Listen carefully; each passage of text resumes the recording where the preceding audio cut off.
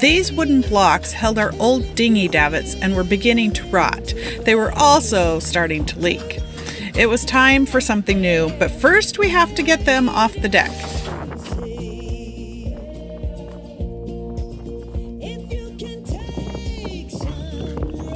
What is the red stuff? Well, I don't know. I don't know if it's 5200 or not. I don't know if 5200 comes in red. 2 years ago, we purchased a hurricane-damaged boat with the dream of sailing her around the world. Together with our kids, we've been learning, laughing, and working to make this dream come true. This is the story of our adventures on a sailboat named Spoondrifter. Good morning, people! So we are out here in a little bit of cold, wet weather, but we are trying to fit our new dinghy davit slash solar arch on the back of our boat. We had designed this and ordered this and had it come with feet that will allow us to put it on the outside of the boat. What we forgot when we were putting our lettering on was to leave space for that. So that gives us a choice. We can either move the letters or move the arch to the inside. And we have to decide what we're going to do, because if we want to move it to the inside, we have to actually return the feet and get new ones. So in order to make that decision, we're going to put it together and see what it looks like. So that is our plan for today.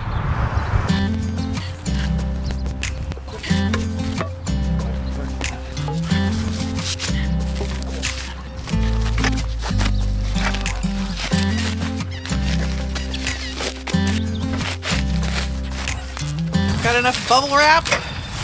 Not yet. I've only got 2 legs undone. That is a... I'm not saying it. Guess you could cut it out, right? Yes. This is our America privilege. We have to have everything unscratched when it shows up. And we get all mad. So they wrap them in bubble wrap so that we don't scream at them and return the product. The boat is going to get scratched, right? Yep. It was truly overwhelming how much plastic there was involved in this packaging.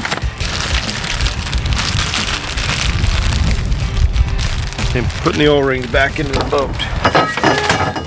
Whoa, good catch. Here I have to save the day. Yeah, well, you caused the problem. Oh. It doesn't count. All right. Yeah, that fits. I'm holding it in place. Yep. Sometimes all I do is hold things in place. This is really painful. Usually every tool I use has a motor behind it, but it specifically said don't do that. I'm lost. How do people use these all the time? Okay, rolling it up. Don't let me knock you overboard. You're gonna knock me overboard.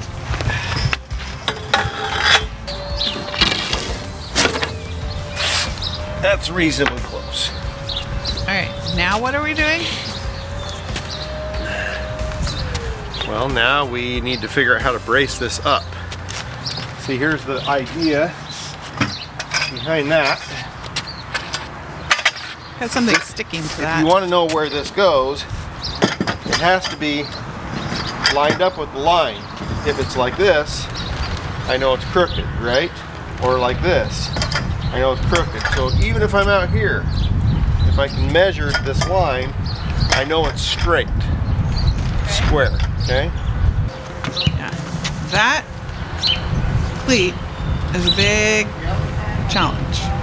Right? We also have to make sure, and maybe you need to do one of these lines on this other side, that we miss the railing, that it works with the railing.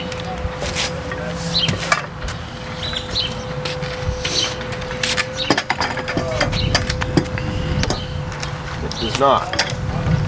It won't? Nope. Why?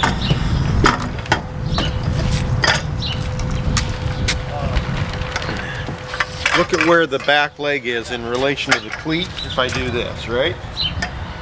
So if I go here, my back leg is a couple inches just shy of the very front of the cleat.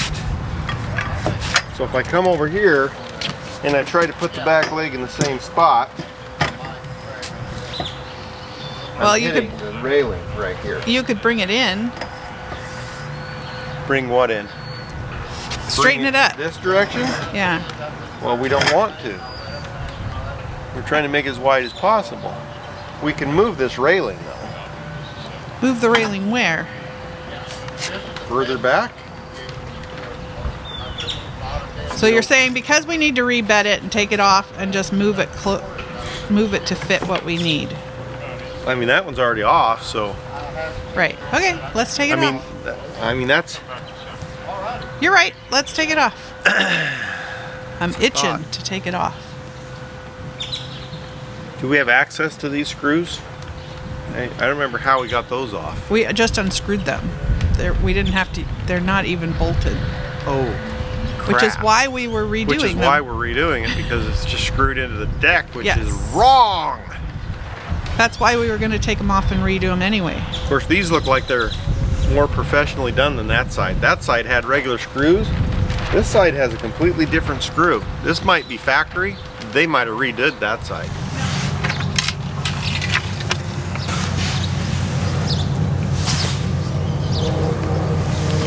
Todd's right. They're through bolted. They even have backing plates. Like all of the stanchions that we took off of this, none of them had this, but this rail does.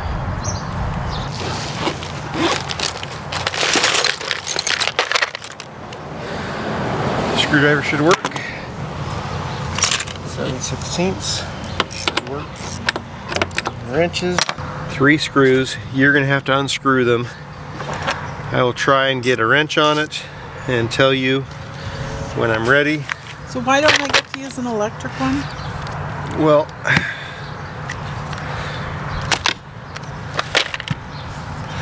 have you watched Eamon and Beck? You know how her father come over and tried to help him screw the deck down? Hey, are you saying that I'm not any good? It's a lot harder to hold a regular bit tip in there than it is a Phillips. They don't work very well, but you're welcome to try it. Outside one. Okay.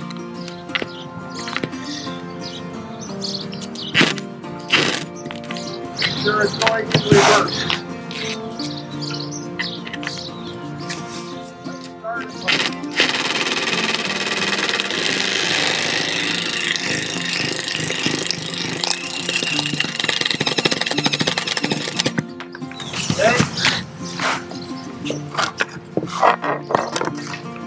Alright, now what?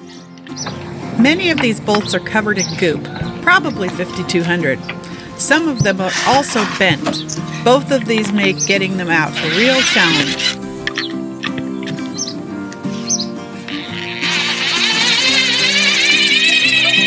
No?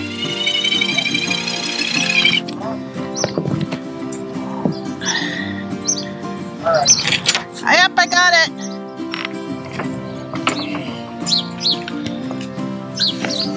So we got them out. Here's the backing plate. There's a reason that this rail is the only one that's not bent, wasn't coming apart, and it was these backing plates. This is the thing that will save your life if you hit this rail really hard in bad seas. I need the socket wrench. I can barely see you through all the rope. Yeah, because I'm stuck. Todd likes to collect rope. Who doesn't on a boat? This is the wire we don't want to cut. We have no idea if it actually works, but it's to the GPS. Okay, hand me the orange screwdriver. Okay, right in the middle of something here. Don't let me bother you. Well, I'm working on projects too. So I know what those square things are. What? See this thing right here? Yeah? It's got a square base plate on the bottom of it. All right, where's the pry bar?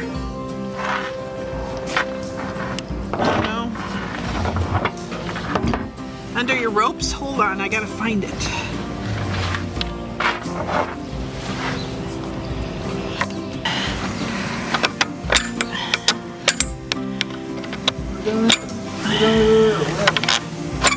Oh, no, it went on the ground.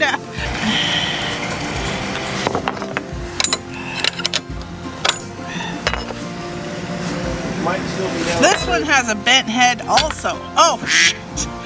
What? It went over the overboard also. Alright, now I gotta figure out how to get out of here without giving myself some sort of a weird hernia.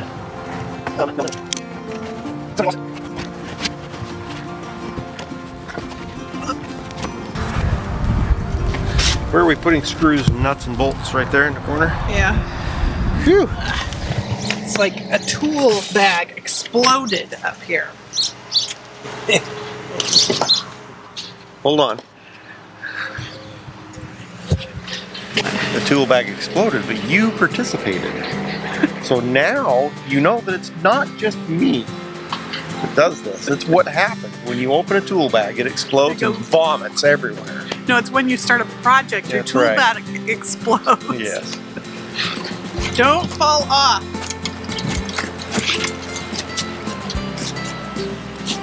That is a good plan.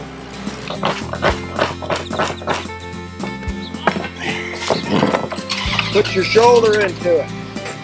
Hello, you're gonna go off the boat.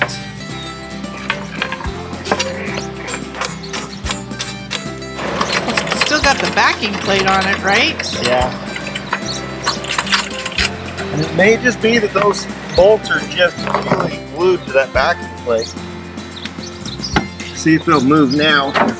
But you kind of broke them free a little bit. The problem is I can't hardly swing a hammer in here either.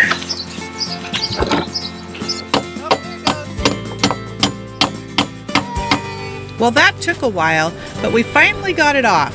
Now we can start figuring out where to put the new arch so that the solar panels will not interfere with the mizzen boom. 6-8 inches off center. But you're going to push this out 6-8 inches anyways.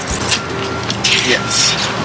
And when this moves sideways, I think we've got even more space. Yeah. Right? It's an arc. Yeah. So this is the minimum that we would have.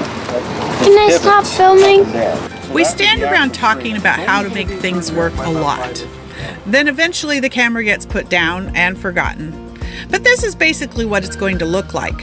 It will have 3 320-watt solar panels mounted on top of it and davits to hold our dinghy. I think it's going to work great. Be sure to come over to Instagram or Facebook and chat with us about this video, and we'll see you again next Sunday.